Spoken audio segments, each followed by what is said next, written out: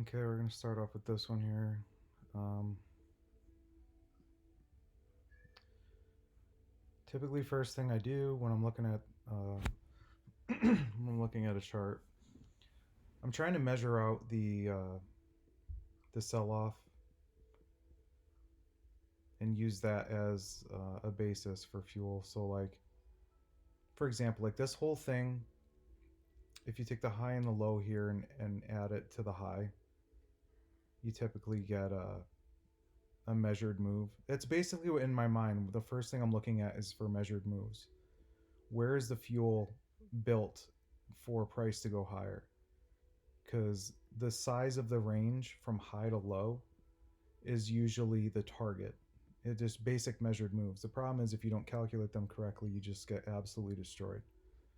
So here I'm looking at this potentially as a giant range. Again, I can't see what's over to the left, which is really annoying because that would be really helpful. But I'm looking for evidence suggesting that it could be a range where price is respecting the same areas.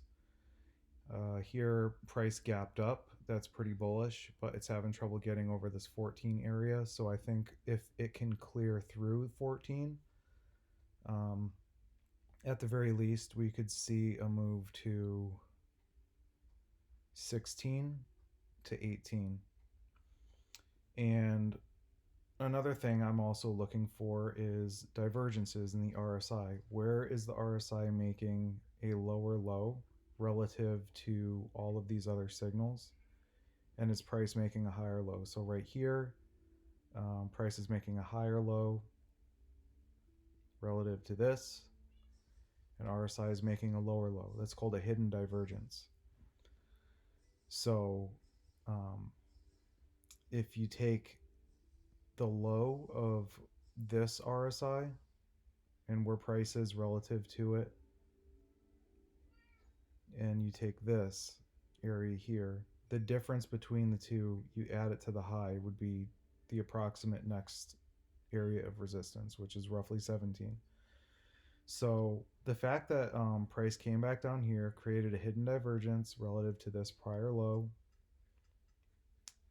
Um, Plus, it price gapped up here, and we're seeing some buying in the volume.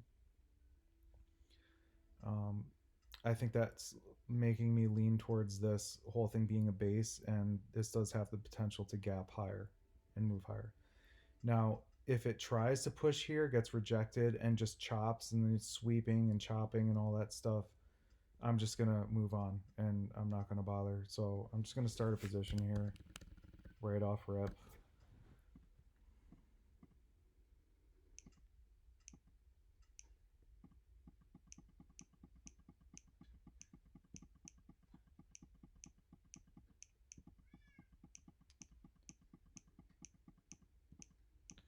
So I'm getting a lot of these games where price is basically like I'm getting the breakout I'm looking for, and then it's just immediately rejecting and reversing. And what that's telling me is I can't see what's over here on the left, and this is really important because if there's like if this is just some like bullshit rally going up into some like huge supply bar, I can't see that. But the fact that it's trying to push up and immediately gets rejected, I don't like that. I'm gonna click this a few more times, and if it's not getting absorbed and pushing higher, then I'm just gonna move on to the next game.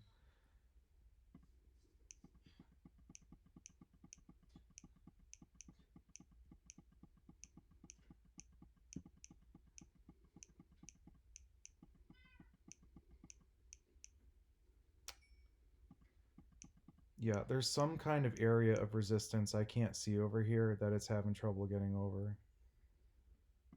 I'll advance this a few more to see if it can move higher, but I don't like the way it's acting right now.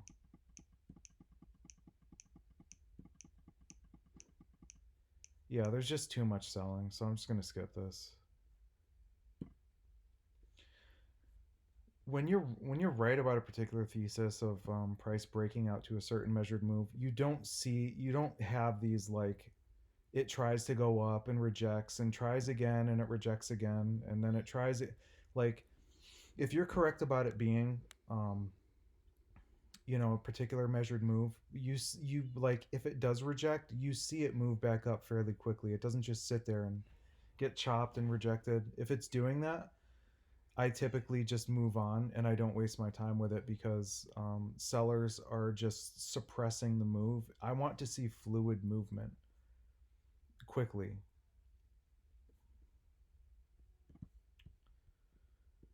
And selection is key. I mean, like even for this particular chart here, like I want to measure this base, but at the same time, when you see a sell-off like this, when it looks really violent and it's just like gapping down like hard, and then it's kind of slowly chopping, grinding up, and then it gets above here and it's selling here, and then it gets above here, and then all of the people that sold here are just waiting for you to become exit liquidity, meaning they're all the people that sold in here are also waiting to sell any higher than that. Plus, you have trapped longs that are basically the people who bought here and then it got basically shit on in this sell off.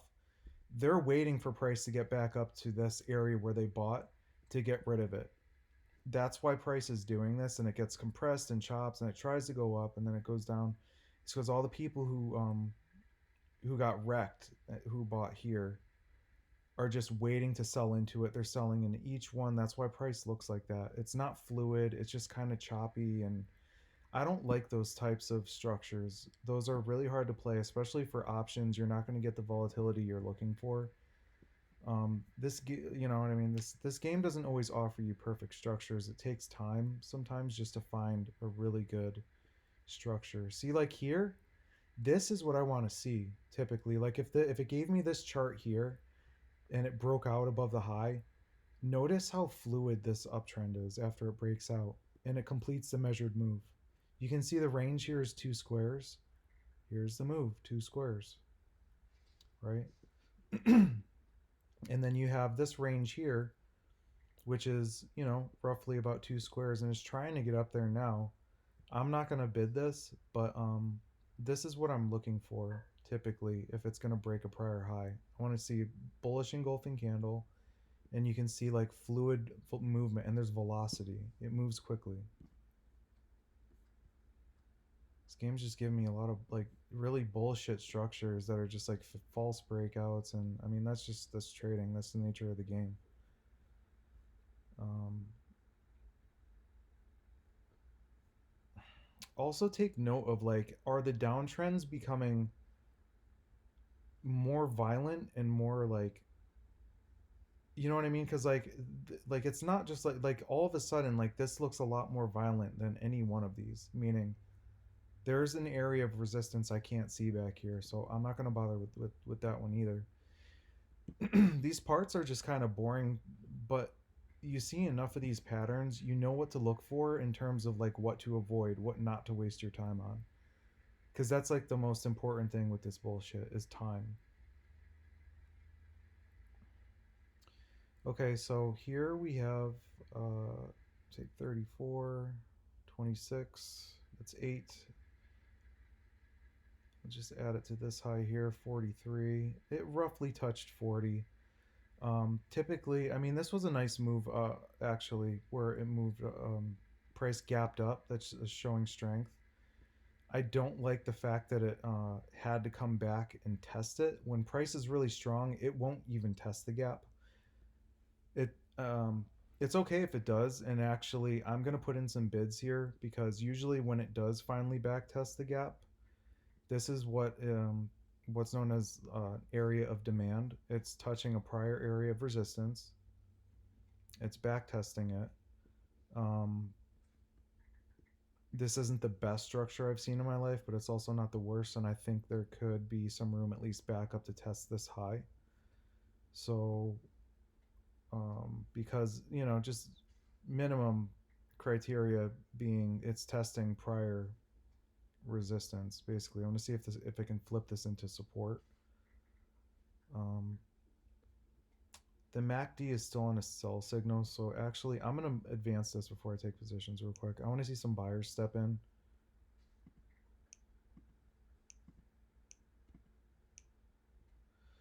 Okay, so that's why I didn't buy it, because this is still on a sell signal and it's now further below the gap. Filled the gap slightly just below. Okay, so we're getting a little bit of buying. Okay, so once it starts gapping up like this, I could have started buying here. Um, you can. You also risk, having it sell off further.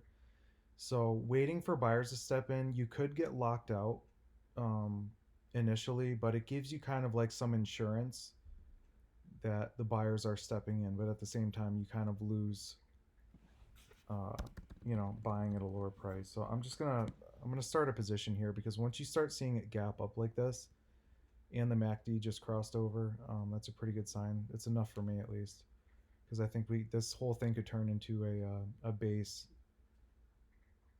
30, roughly 39, low 33. So I think 45 is a fair target. So I'm gonna start buying here.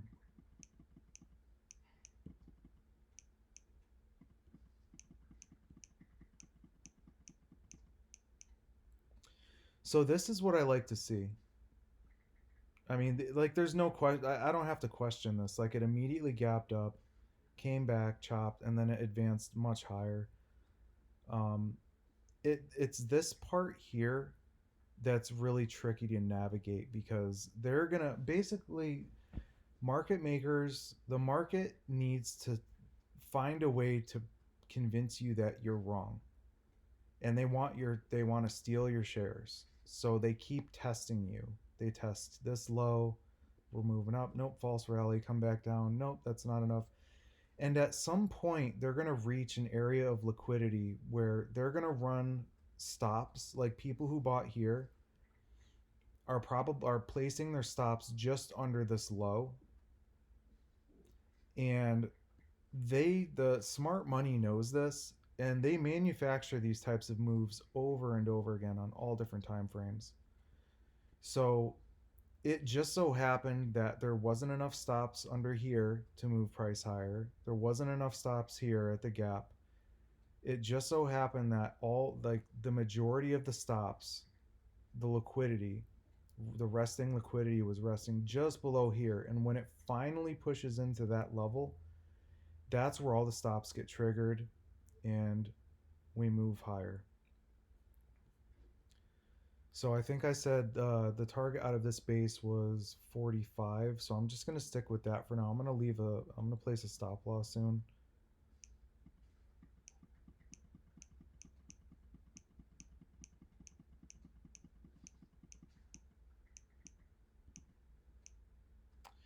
I'm gonna leave a stop loss under this low right here.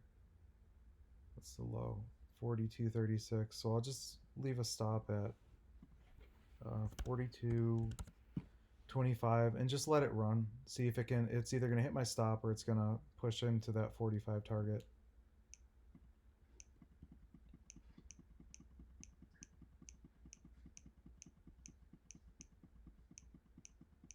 The game might get cut off before that even happens, but it's alright.